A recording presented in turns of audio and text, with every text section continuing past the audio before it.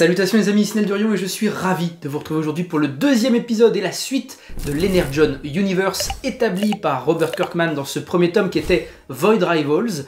Et bien là nous retrouvons Daniel Warren Johnson qui est un fan, il le dit dans sa petite bio, enfin dans sa petite bio non, mais dans son petit laïus d'introduction, et bien que oui, il a grandi avec les Transformers et que du coup c'est vraiment tout particulier pour lui de les dessiner et de bien belle manière au travers de cet album. Mike Spicer pour le scénario, et très honnêtement, j'ai trouvé ça fabuleux. Voilà, donc c'est-à-dire que là pour l'instant, Void Rivals coup de cœur, Transformers coup de cœur, mais là vous le savez, je vous l'avais un petit peu montré dans mon épisode sur Void Rivals, j'ai la collection complète de tout ce qui s'est fait chez Vestron concernant nos robots préférés. J'ai pas forcément grandi avec les Transformers dans le sens où c'est arrivé en 1984. G.I. Joe est arrivé en 1964, donc c'est encore pire. J'ai même jamais eu de jouets G.I. Joe. Par contre, j'ai connu les jouets plus tard, quelques comics chez Vestron notamment, qui étaient très très bons. Et puis j'ai eu effectivement les films qui m'ont un petit peu mieux introduit les choses. Maintenant, j'ai envie de vous dire, ma préférence ira quand même toujours vers Transformers. Quand bien même l'univers de l'Energon Universe comprendra les séries Cobra Commander, Duke, Scarlet, etc., vous les aurez sur la chaîne, parce que de toute façon, au moment où je vous parle, je les ai déjà achetés. Voici Cobra Commander et Duke, donc ce sera mes prochaines lectures présentées au travers de cette playlist. Sans plus attendre, après cette introduction un peu poussive, mais néanmoins nécessaire, je vais vous parler de ce premier tome, Transformers. Quelques petits rappels. Déjà cette couverture est magnifique parce que je sais pas si on le voit très bien, mais on a un effet brillant, déjà on a ces dos qui nous changent, des Urban tout noirs maintenant, hein, ça je l'avais déjà évoqué dans l'épisode de Void Rivals avec le dos violet, bleu ici, vert pour Duke, etc. Enfin voilà, je vous les montrerai en temps et en heure. Excellent, mais qu'est-ce que c'est bon, c'est un vent de fraîcheur dans les comics pour moi. Ce comics, c'est, dites-vous, vous commencez là et que vous faites ça jusqu'à la fin. Voilà, c'est monté en puissance de dingue, il n'y a pas du tout de temps mort, pas de ventre mou dans le récit, tout va très vite, parfois peut-être un peu trop vite, mais voilà, 160 pages, c'est normal, 6 issues, donc il faut que les choses avancent. Bon allez, c'est parti les amis, on se lance. Souvenez-vous, dans Void Rivals, nous avons rencontré un Transformer, un Autobot plus particulièrement, qui se trouvait sur la planète sur laquelle s'étaient échoués nos deux protagonistes de ce premier ouvrage marquant l'introduction de l'Energon Universe. Il s'agissait de Jetfire, donc un Autobot de renom, qui était parti des siècles auparavant, en fait dans un espèce d'exode, dans un but très très simple, c'était de trouver un remède, je ne peux pas encore vous dire lequel, un remède pour la planète Cybertron, sur laquelle se livre une guerre éternelle, les Decepticons et les Autobots bien sûr. Donc Jetfire était parti. Il n'a pas su tout ce qui s'est passé sur la planète entre-temps. Donc, ce qu'il faut savoir, c'est que ce premier tome s'ouvre sur le vaisseau spatial d'Optimus Prime qui s'est crashé en fait dans un espèce de canyon aux États-Unis toujours, comme d'habitude, et qui voit tous ses protagonistes complètement inertes jusqu'à ce que deux jeunes les découvrent. Il s'agit de Spike Witwicky. Voilà, donc c'est marrant parce que moi j'ai beaucoup aimé les films de Michael Bay, donc les Transformers évidemment, et même les Tortues Ninja, c'est pour ça que je dis les films de Michael Bay. Et c'était les fameux Witwicky, la famille. Bon, elle n'a pas grand chose à voir avec celle qui est dépeinte au travers de ce récit, mais c'est super de revoir un petit peu tout ce truc. En fait, on reste dans nos pantoufles si vous voulez, c'est ça qui est important. Et très honnêtement, ce Spike Witwicky, il apporte quelque chose au récit. Il est accompagné de Carly, qu'on pourrait un petit peu identifier, assimiler plutôt à Megan Fox, qui était dans les premiers volets. Et je trouve que justement, les deux, là, on sort des clichés. Voilà, on n'est plus du tout dans la bimbo avec le petit jeune un peu abruti, non pas du tout. Là, ils apportent vraiment quelque chose. Moi, j'avais forcément eu du mal avec les humains dans les films Transformers, notamment sur les derniers, où je trouve que la partie militaire humaine est trop présente, néanmoins nécessaire, puisqu'il s'agit d'un conflit quand même à l'échelle humaine, sur Terre, entre deux entités extraterrestres extrêmement puissantes. Mais voilà, à l'image d'un Godzilla, où je trouvais aussi les êtres humains trop présents dans un conflit qui les dépasse à toutes les échelles, là je commençais à avoir un petit peu peur au début, parce que c'était eux qu'on mettait en avant. mais très rapidement, on retombe un petit peu dans ce que le premier film de la franchise nous avait proposé, à savoir une alliance entre les humains et les Autobots pour affronter un ennemi commun, les Decepticons. Les Decepticons qui sont gouvernés, momentanément ou non, l'avenir nous le dira, par Starscream, et non pas par Megatron. En tout cas, j'ai trouvé déjà que c'était sympa de changer un petit peu de ce conflit éternel entre Optimus, Megatron pour cette introduction, puisque là on arrive en fait avec le premier lieutenant des Decepticons, Starscream, qui est extrêmement méchant. Tout ce qu'il fait, c'est pour sa pomme en fait. C'est d'abord lui, puis ses gars ensuite, et il n'hésite pas à défoncer ses propres hommes pour le bien de sa personne. Donc, ce qui se passe, c'est qu'au départ, en fait, la venue de ces deux jeunes qui étaient simplement allés regarder les étoiles un soir de semaine en amoureux, on va dire, eh bien, ça a réveillé en fait l'ordinateur central du vaisseau, et cet ordinateur est capable en fait d'alimenter les robots, quels qu'ils soient, c'est pour ça que je dis les Transformers en fait, et de pouvoir leur donner des apparences d'objets.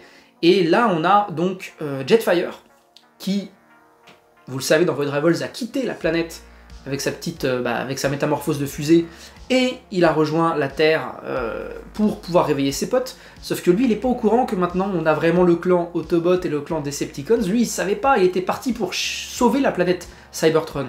Et là, maintenant, il arrive et il voit qu'en fait, c'est un conflit de fous. Donc, il réveille ses camarades sans distinction de clan. Et là, grave erreur, puisqu'il commence par réveiller Starscream. Et là, c'est la grosse merde. Optimus, juste après, fort heureusement, un Optimus très diminué, parce que manque de puissance, son Spark a forcément beaucoup diminué, sa matrice, etc.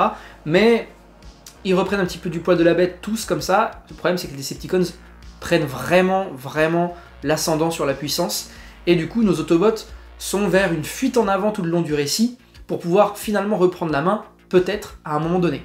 Et ça, vous le découvrirez en le lisant. Donc, c'est un récit bourré d'action, mais hyper bien dessiné, très clair sur les scènes d'action, et c'est ça que j'avais peur. Bien souvent, quand c'est des récits rythmés que par l'action, je fais notamment référence à des récits comme Berserker, très mauvaise référence, mais bon, peu importe, ça n'engage que moi, mais partons même sur le manga, avec Shingeki no Kyojin, l'attaque des titans, les scènes d'action, pardon, sont trop brouillonnes. Déborah pourrait très bien vous le dire, ma femme, elle les a tous lus, et franchement, elle a trouvé que c'était le bordel, quoi. Elle passait même rapidement sur les scènes d'action, tellement on comprenait rien. Là où la partie animée, du coup, donne un vrai plus. C'est malheureux, mais c'est comme ça.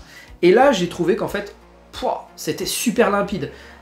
Il faut dire une chose, c'est que Daniel Warren Johnson est connu pour avoir un trait quand même bien particulier, référence à Do Powerbomb, hein, le comics sur le catch qui a fait sensation.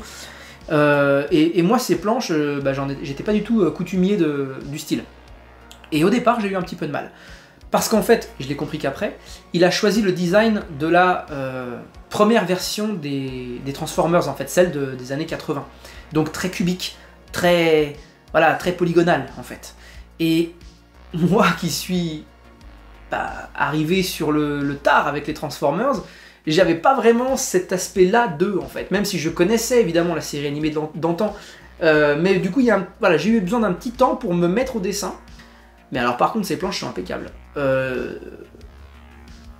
Par exemple, à un moment donné, on a un très gros Transformer qui est à l'écran, qui est à l'image, et le niveau de détail sur son armure, c'est un truc de fou.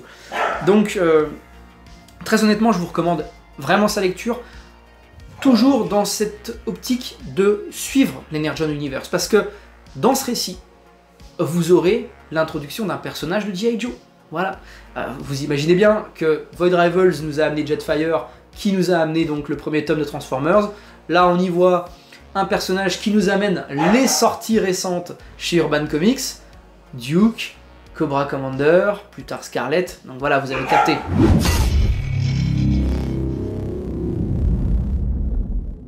Maintenant, à qui ça s'adresse vraiment? Eh ben, laissez-moi vous dire, pas forcément à tout le monde. Dans le sens où, les Transformers, il faut quand même que ça vous parle un minimum. Si vous avez aimé les films, vous pouvez y aller. Mais si vous n'avez vraiment rien comme vécu avec les Transformers, de quelque format que ce soit, parce qu'il y a des jeux vidéo aussi, dessins animés et compagnie, rien, parce qu'il y a aussi des très bons dessins animés sur Netflix, hein, je vous le concède, franchement ceux-là sont de qualité. Je sais pas s'ils sont encore disponibles au moment où je vous parle, je les avais regardés déjà il y a un sacré bout de temps, mais excellent. Et bah, déjà, pas aux enfants, dans tous les cas de figure. Pourquoi? Parce qu'en fait, j'ai été surpris. Mais quand un Decepticon, bah, parce que les Autobots sont quand même vraiment gentils, c'est des vrais gentils pour le coup, les Decepticons, ils font pas de cadeaux. C'est-à-dire que quand ils prennent des humains comme ça, faut imaginer des géants de métal, prendre un soldat, admettons, voilà, prenons, et qu'ils le pressent comme ça, qu'est-ce que ça fait à l'être humain? Ben, je vous le donne en mille. Une petite soupe de chair humaine. Très honnêtement, c'est comme ça que ça se passe. Donc, bien souvent, ça se passe hors champ, mais on comprend très bien ce qui vient de se passer. Et à un moment donné, vous verrez, l'un des protagonistes s'arrache le bras, et avec son bras, il tabasse des mecs. C'est... Voilà, c'est pas comme ça qu'on a l'habitude de voir les Transformers. Donc, les méchants sont des vrais méchants, très méchants, qui ne font aucune concession, tandis que les gentils, bah eux, vraiment, représentent tous les poncifs auxquels on peut s'attendre. Sauver les êtres humains, mince, on a emmené la guerre sur un monde paradisiaque, c'est comme ça qu'est dépeinte la Terre au travers de ce premier tome, et ils sont dégoûtés parce qu'ils se sont crachés sur Terre, mais sans vraiment le chercher, sans vraiment le vouloir. Megatron avait justement intercepté le vaisseau, et une guerre s'était enclenchée, et ça a entraîné la chute de ce vaisseau. Megatron est quelque part, et oui.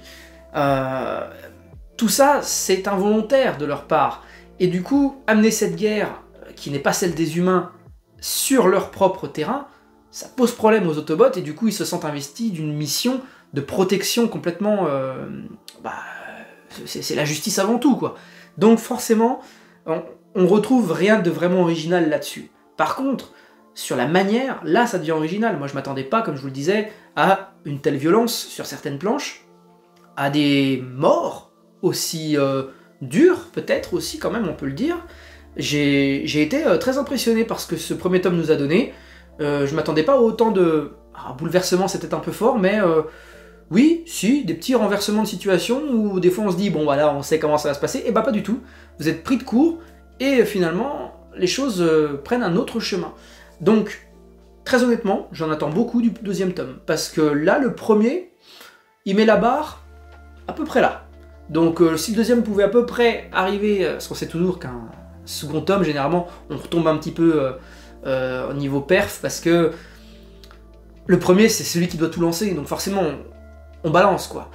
Le deuxième tome, on est là pour les gens qui, ça y est, ont été embarqués dans le train, vont poursuivre une série au long cours. Généralement, voilà, on redescend un petit peu niveau rythme. Ça sera pas forcément un mal, parce que celui-ci, je vous dis, il y a beaucoup de choses qui se passent. Tome 1, plein gaz, c'est le sous-titre, c'est le cas, vraiment.